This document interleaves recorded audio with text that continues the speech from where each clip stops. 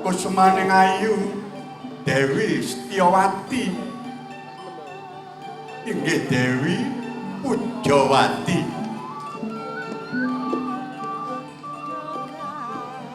garwa Prameswari panjenenganipun Sang Prabu Salyapati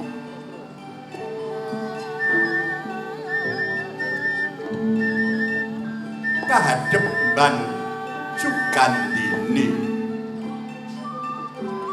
sawetawis dangu anggenipun ngajeng-ajeng rawipun ingkang garwa Sang Prabu Salya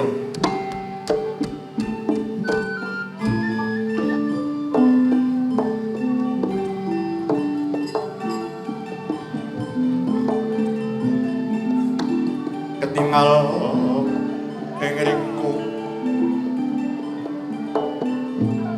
sepi mamring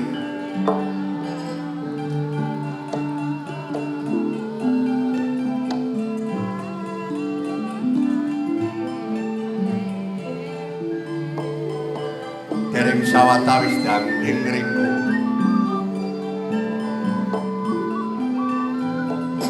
wonten rawuhipun ingkang rupa Prabu Salya.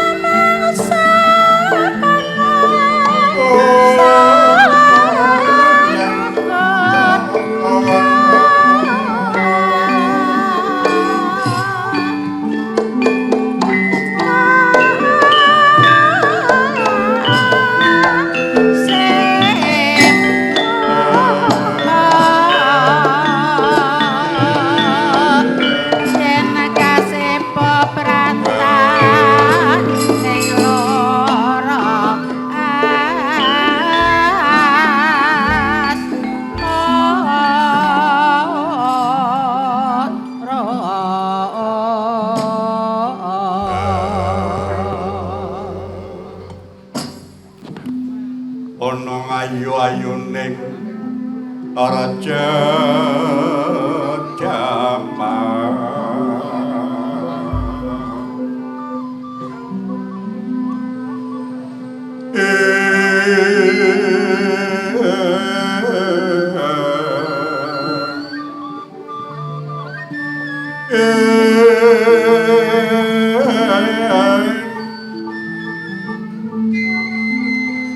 Panyumiling samyo kandhek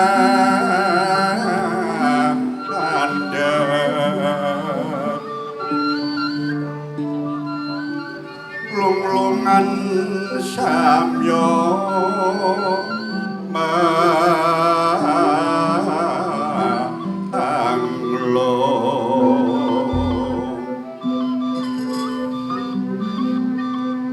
ana wong ayu aja citra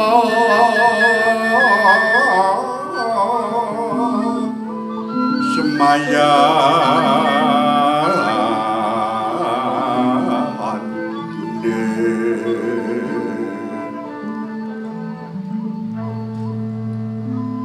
nurnono aratune wong ayu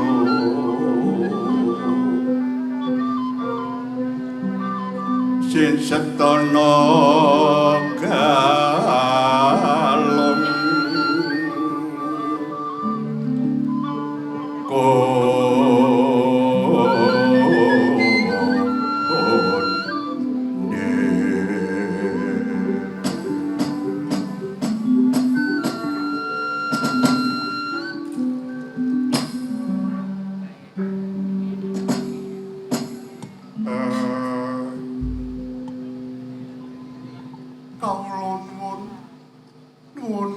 Kanjeng Sinuwun Sarawa Paduka ingkang karwa ngaturaken sembah sumengkeming pangabekti mawantu mugi konjuk wonten sandhap padan Paduka Kanjeng Sinuwun.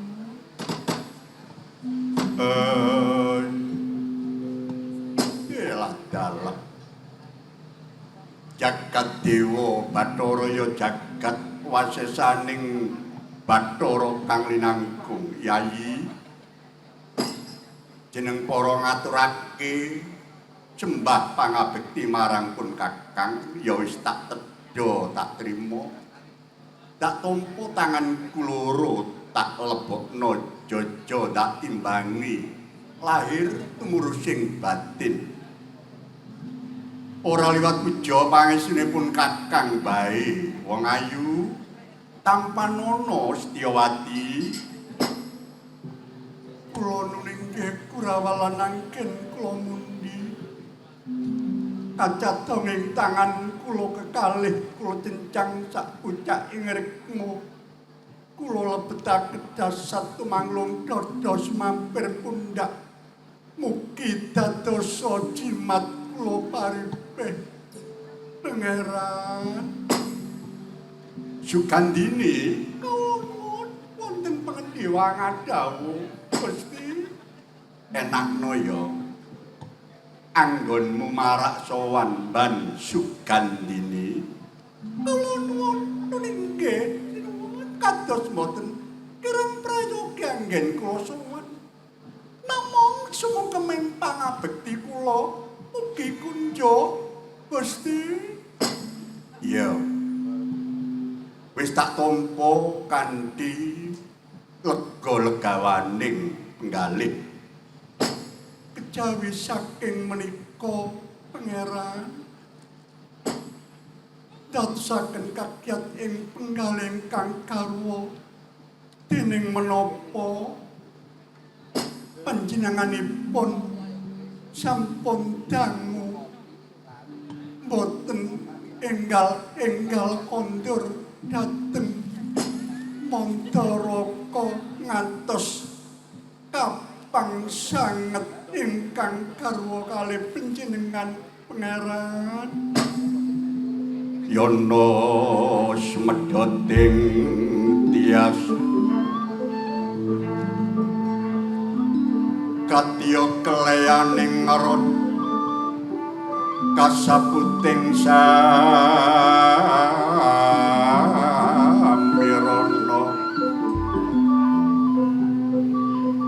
mangawur awur wasing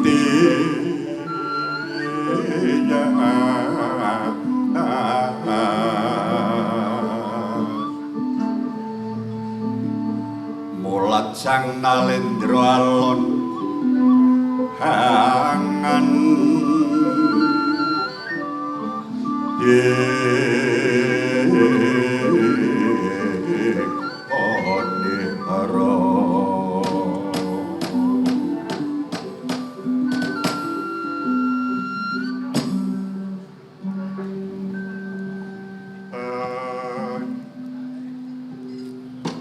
jagat dewa Bathara ya jagat wasesaning Bathara kang linangkung Weladalem wong ayu garwanipun Kakang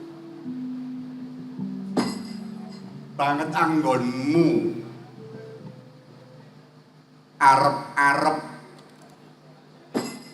rawipun Kakang ora kondur-kondur iki mergane pun Kakang iki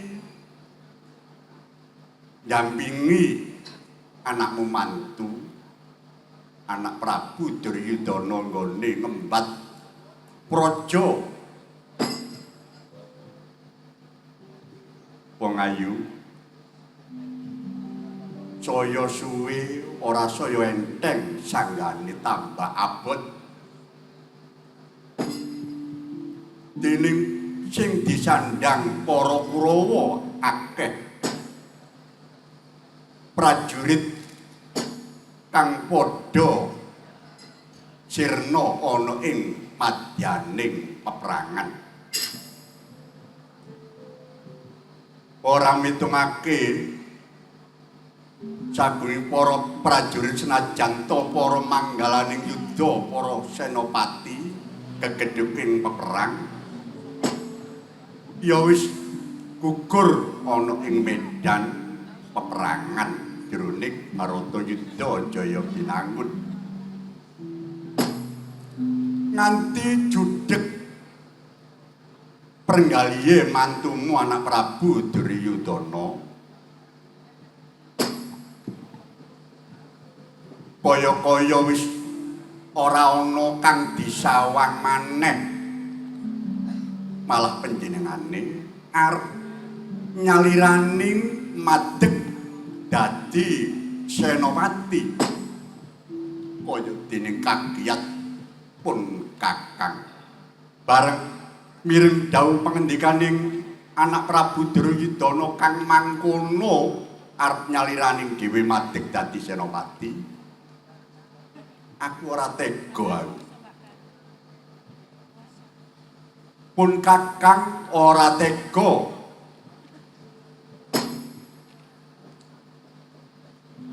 Prayogane pun kakang bae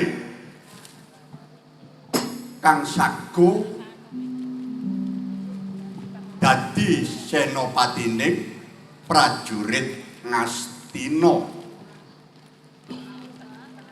Pusana anak Prabu Duryudana uga ngelilani. Mula yai pun kakang kondur ana Mandaraka njujug ing Taman Sari iki pinanggih marang Yayi Dewi Setyawati. Pun kakang bakal nyun pamit madeg dadi senopati, tegese pun kakang dijumenengake dadi senopati Yayi.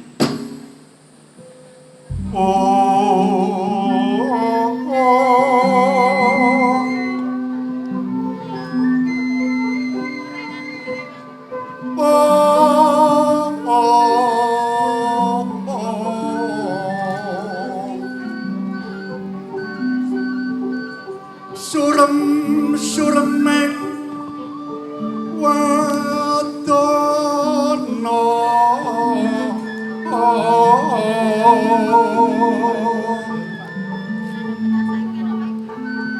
pindha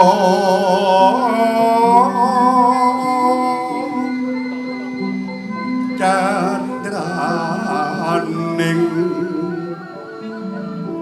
wong kang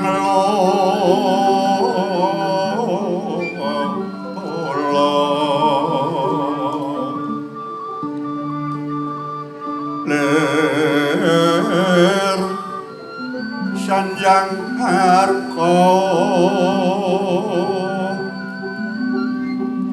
kalimpute ngameka seta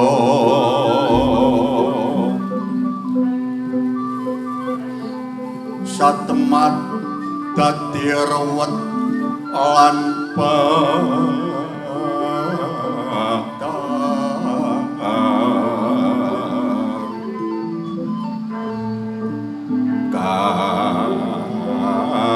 ngono mung jroning panalongsa.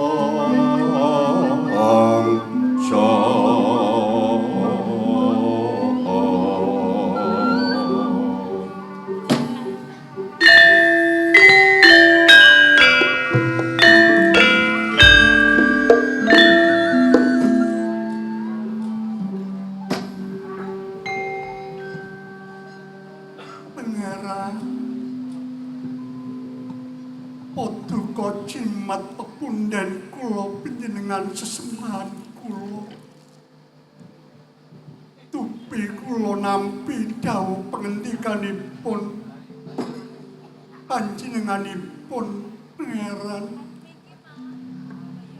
Bingah inggih sisah jinwa. Mengko dhisik Yayi. Jadi ngerangkul marang pun kakang kok malah matur bungah ya susah. Munggo werdine kaya ngopo Yayi? Pingaing manah kula panjenengan menika ing atasipun sampun sepuh nanging kaprawiranipun linangkung mila menika pingaing penggalih ingkang garwa sisaing manah kula pangeran. Umpami panjenengan majeng dhateng palagan peperangan, umpami kasoraning yudha,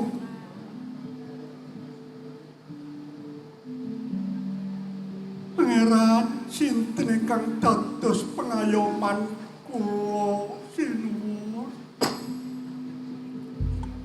Mengko dhisik Yayi, padha karo ucapmu kang kaya mangkono iku mau nyepelekake pun Kakang. Padha karo ora percaya marang pun Kakang. Inggih percados pangeran buktine. Wong ayu umpama pun Kakang majuing palagan iki mengko ora bisa gawe patining prajurit umpamane. Aja muwuh pun Kakang Prabu Salya. Mula kang saka iku Yayi, aja duwe pikiran sing ora-ora marang pun Kakang. Wis kadung iya iku abot disekseni sagunging priyayi kang padha makumpul duk nalika semana ana ing Bulu Pitu. Menawi mekaten pangeran, kula nderek dhateng palagan peperangan sebab kula menika katresnan kula boten saged pisah kalian panjenengan pangeran. Umpami panjenengan majeng ing palagan kula rencang tetungga dumateng Gusti kang akarya jagat saged unggul ing ayuda nggih pangeran. Yayi, priya lan wanita iku beda. Wong lanang karo wong wadon iku beda. Wis ora usah melu. Cukup sliramu ana kedaton wae nguncupake asta nenuwuna marang dewa. Kaya ngapa bisane pun Kakang unggul ing ajurit? Mboten pangeran, kula nderek. Kula katriyen ngantos sepriki katresnan kula mboten luntur senajan pun Kakang go mangkono Yayi. Masihpun Kakang katresnaning marang Yayi Dewi Setyawati iki ya gak berubah. Delengen Nalendra liya-liyane garwane nek gak loro telu pun Kakang mumligi sliramu. Lan maneh pun Kakang dhawuh kelawan sliramu iku nek diarani Jaka Malakara. Tegese Jaka Malakara iku sadurunge aku dhawuh kelawan Setyawati iki aku ora tau gandeng wanita liya iku ora tau. Mula diarani Jaka Lara. Kurang percaya sing kaya ngapa Yayi? Tasih awrat kula kali panjenengan kula menika ingkang tresna dhateng panjenengan menika kula piyambak nalika semanten wonten tiyang sak jagat wantun ngurbanaken tiyang wis aja diterusno. Wis kabeh wis mangerteni, ora usah diterusno. Wis Yayi perkara iku mengko gampang. Ya Yayi. Sing baken ayo sing lenggana, ayo sing penak ngono lho. Bebujan kayu den rasakake sing penak. Kados pundi aku iki jane kangen karo swaramu.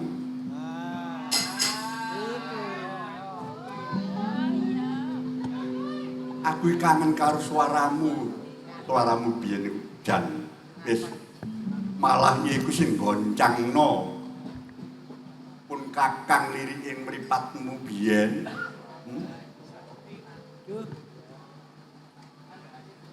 Suaramu enak. Ayo ngrungokke tetembangan. Menika rak rumiyin.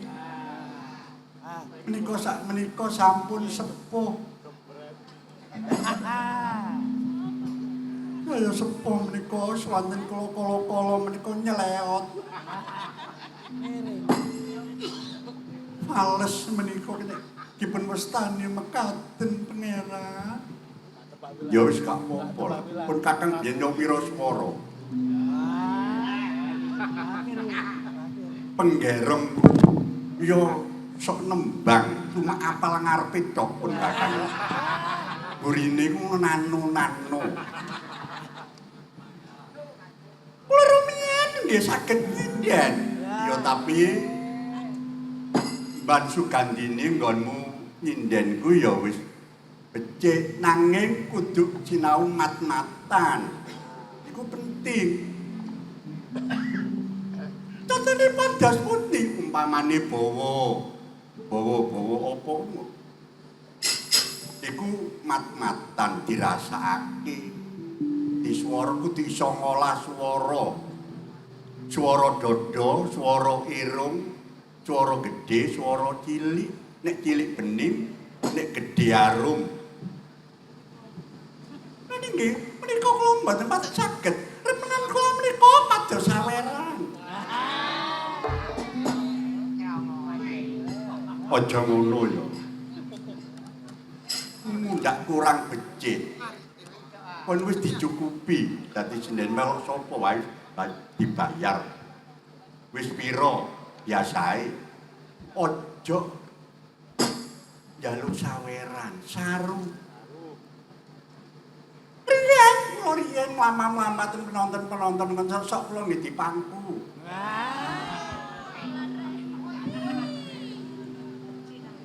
Wis mandeka kaya mengkono wae ya. Mengko nek dadine suwe-suwene ora berkah. Ya apa bisane langgeng nyambut gawe iki. Ning nggih senika wis tok aken dawuh.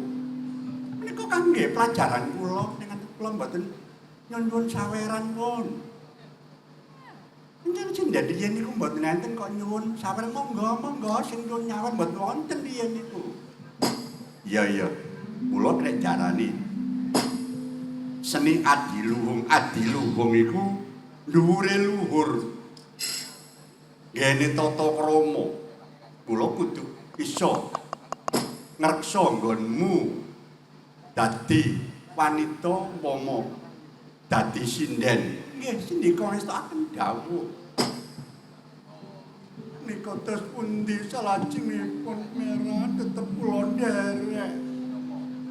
Wah. Isik metenteng wae. Ya, ayo nembang-nembang dhisik kono. Aku kangen karo swarawati. Inggih tos pundi. Kula sampun swanten kula sampun boten sekeca. Nggih dipun wakilaken kemawon. Ayo mirih sawetara mengko gampang. Nang kula nderek kula boten saged pisah kalian panjenengan. Iya. Aku iki ngene, nek durung krungu suarane Bedari Kartini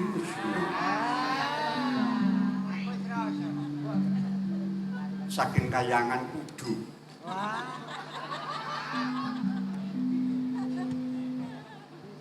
Nggih, Pangeran. Monggo, monggo. Bajah Kartini, bajah. Maturine karo Sinom Parijata. Lah, iku seneng aku. Sinom Parijata.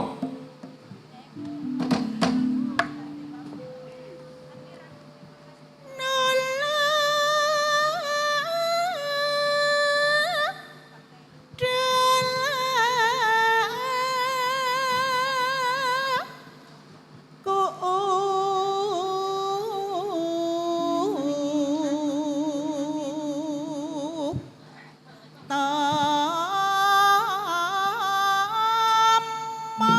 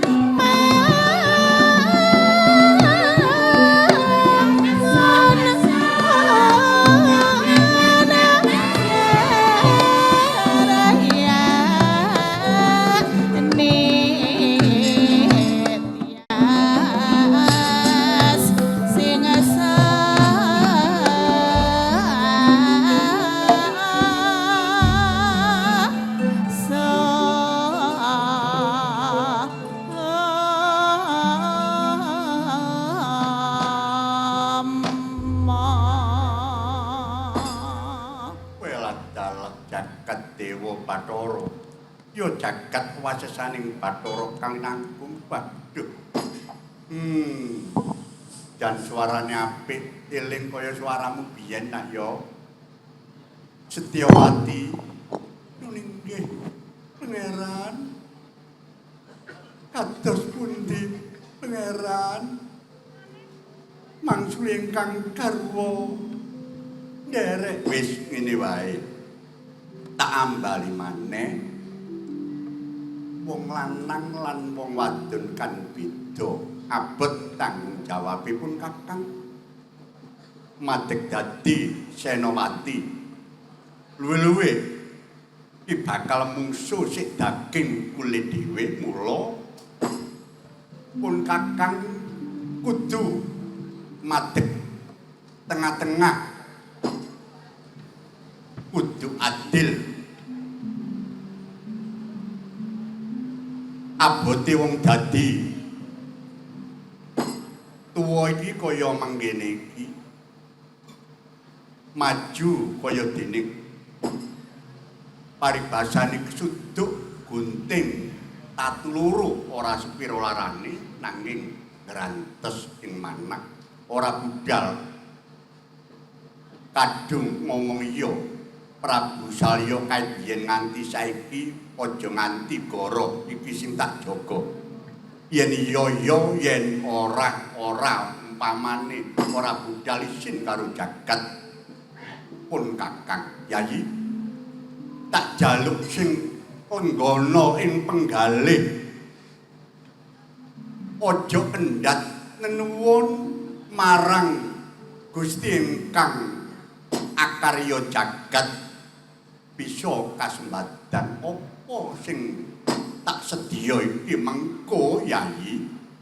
Duh Pangeran menawi makaten kula tansah ngestokaken dawuh paduka nanging tetep kula boten saged pisah kaliyan panjenengan lara bareng lara enak bareng enak Pangeran.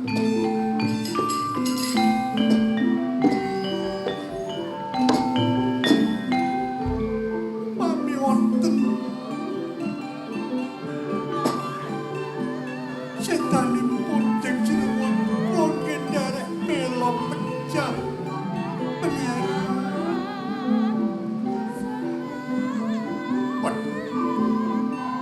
garwanipun Kakang Dimas Wangayu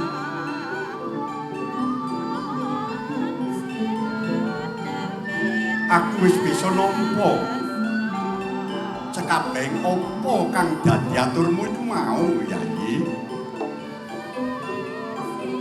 lan manehipun Kakang wis rumangsa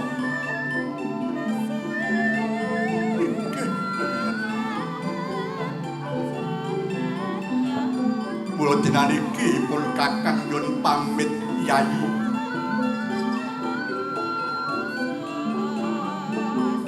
Aku ganti busana senopati ngagem busana petak aku wis ngrilakake uripku tak pasrahake marang Gusti ingkang akarya jagat Yayi. Karya mukti lawan Mbak Sugandini pun Kakang nyuwun pamit Yayi. Derek aku sajengkar paduka Pangeran.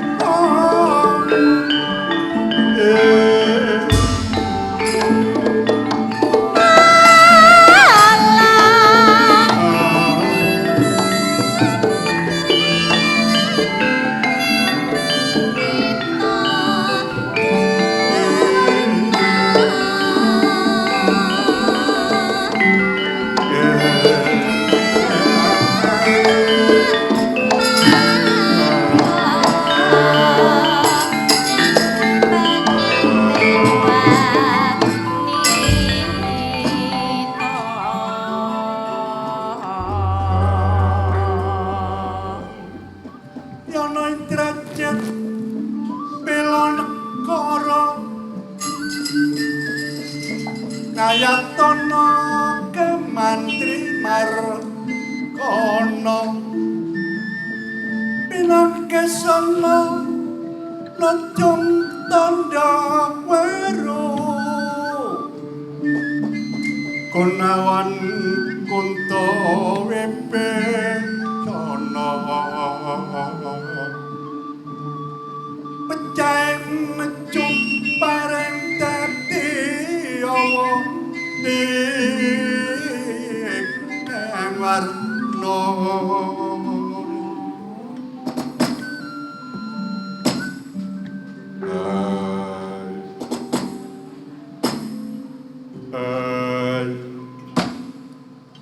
kadangipun Kakang Adikudi adikku Surabasa apa Kakang Kakang Anti Suro najanto pun Kakang diperintah ora den perintah kudune bela Sata Kurawa malah wektu dina iki Kang Madeg dadi senopati Nalendra Mandaraka panjenengane sinuwun Prabu Saliyapati mula Kang saka iku Adikudi ayo ngetokno daya kasektene para Kurawa akeh sing dadi kurban akeh kang padha sirna ing palagan ayo dinane iki iso gembol sirahing Pandhawa kabeh saking para wadyabala enggal diketapake menyang Tegal Kurukasetra nganggo cara apa sing bisa gawe sirnaning para Pandhawa desa wadyabala kula ayo dina iki undang arena kabeh wadyabala kadang-kadang aja nganti ana sing keri ngempur para Pandhawa kang ana Tegal Kurukasetra iki sanika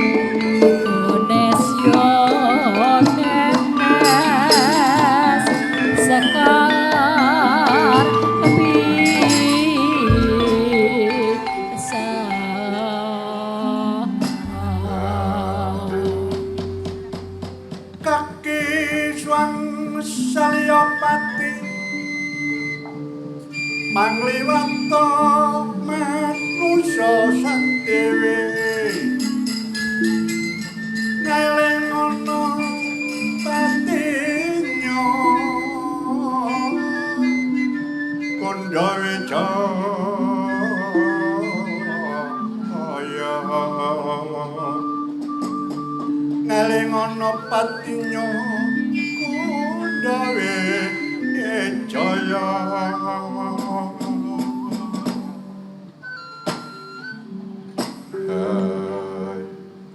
hai mangku dhisik pati Tuhayata kawula nuwun wonten timbalan Kanjeng Sinuwun Gusti kula Sang Prabu Salyawati dinanikipun jeneng ingsun bakal madik dadi senopati katetepake dadi senopati bakal gawe sirnaning para Pandhawa dugi salajengipun kadosa pundi cepakno kreta titi aku ayo dinaniki enggal kancing Tegal Kurukasetra kaya ngapa mengko sirnaning para Pandhawa dening Prabu Salya ngestaken dawuh Kanjeng Sinuwun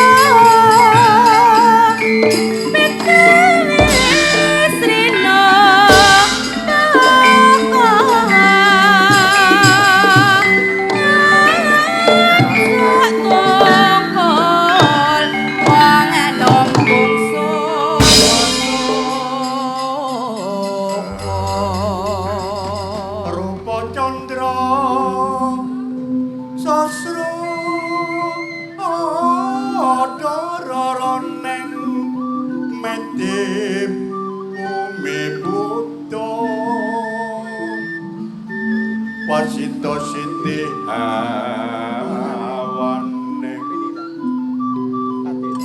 Watek loro dadi ana sawiji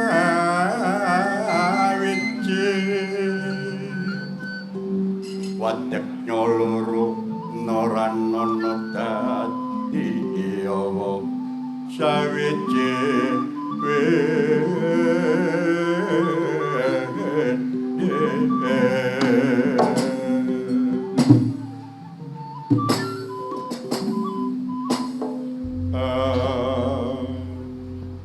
kurang candraning wayang lumaku rupa candra rupa barang wujud candra rembulan sasi nadi sasi tanggal nadi taun sasra dara ning sasra sendara lintang ron godhong bumi Buddha sepi suwa Buddha arane Wasita Siti Hawaning Wasita Siti Hawaning tinggal Wasita terang padang Siti lemah Hawaning tinggal Watek loro dadi sawiji Watek wayah loro mripat siji situk tunggal kumpul kanep mripate manungsa loro namung Sejatosipun Pandulu dados setunggil kebabe wong awayang glisi kandha cinarita Prabu Salya Nitirata den Kusiri Patih Dwayata saunjutan kanggih wonten Tegal Guru Kasendra.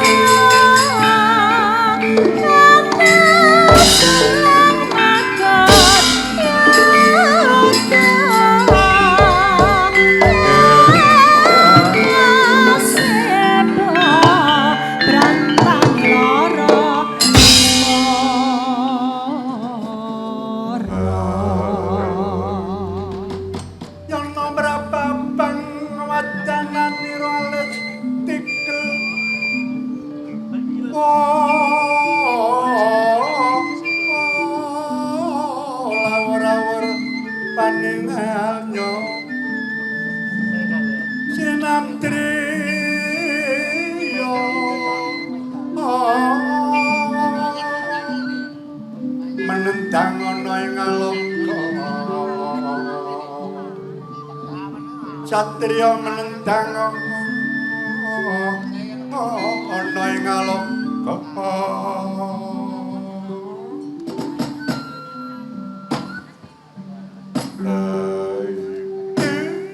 Latyalah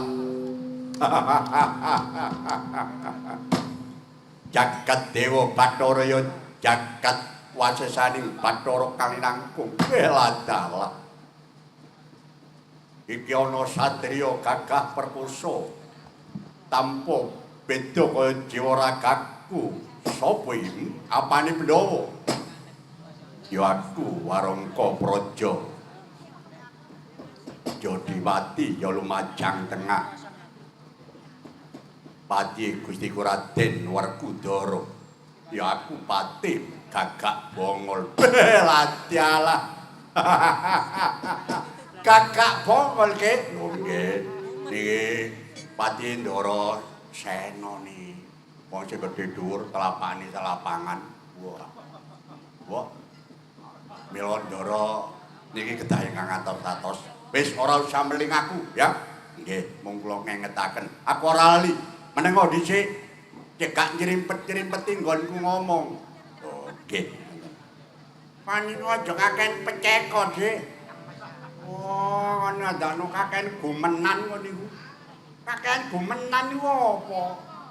Neman yo gumenan, Pak. Balik sapa? Serayaning Kurawa.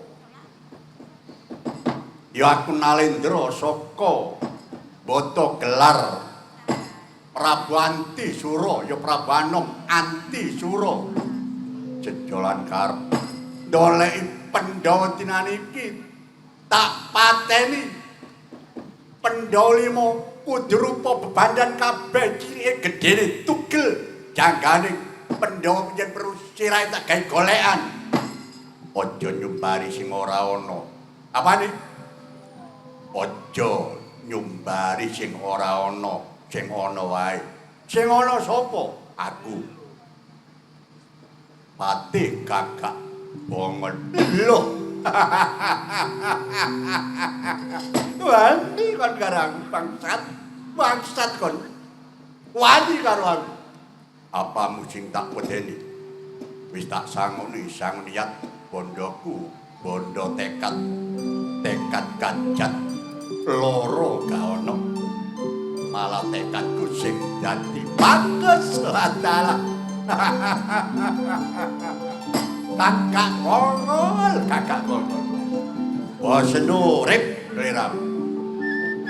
Lanyo wani karo ratu Bata Gelar Prabu Antisura. Tampar tangan kelakon melayang jiwamu. Ojo kaken joro awas. Toh, sialah.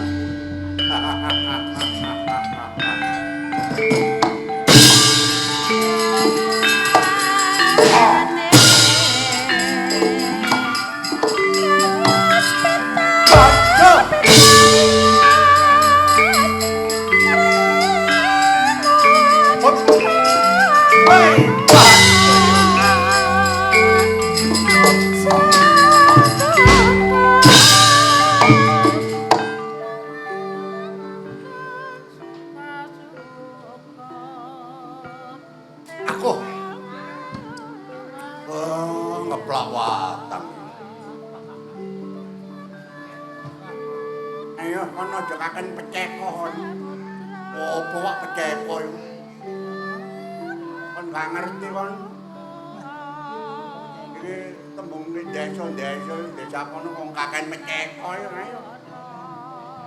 Wangan.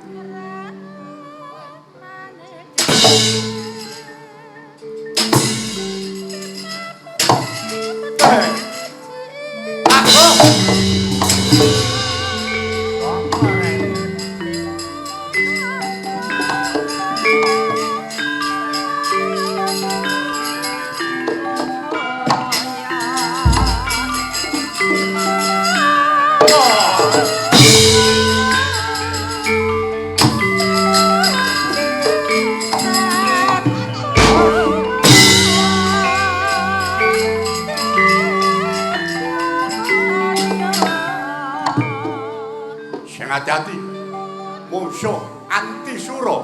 Aja kakean sumbar. Ayo tak tandai dadaku. Bagus. Awas oh. Bos lompat. Awas. Oh. Bos.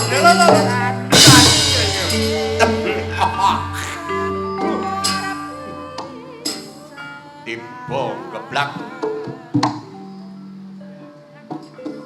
Oh. Hey. Oh. Hey. Bahajo.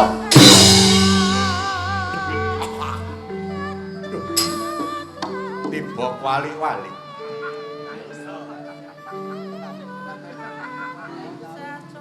Oh. Kak kene tak jejek, kak kene tak jodek, tak jomplang kene akso. Waduh, tak kuat kalah lagi ya.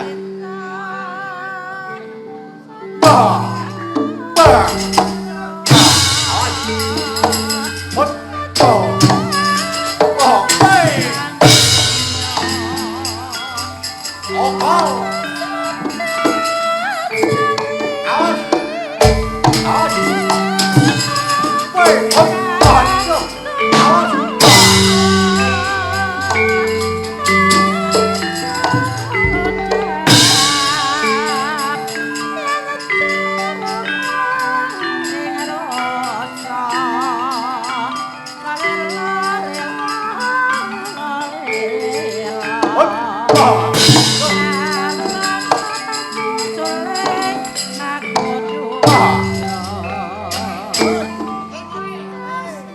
Cocok jajam remek balokmu.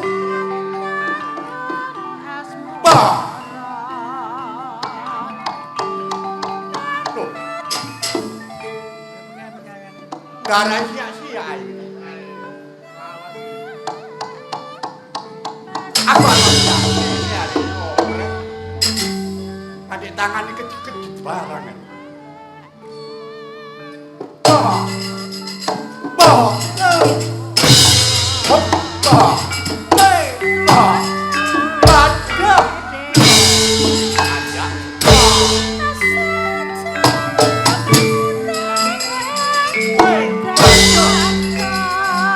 bah, hey,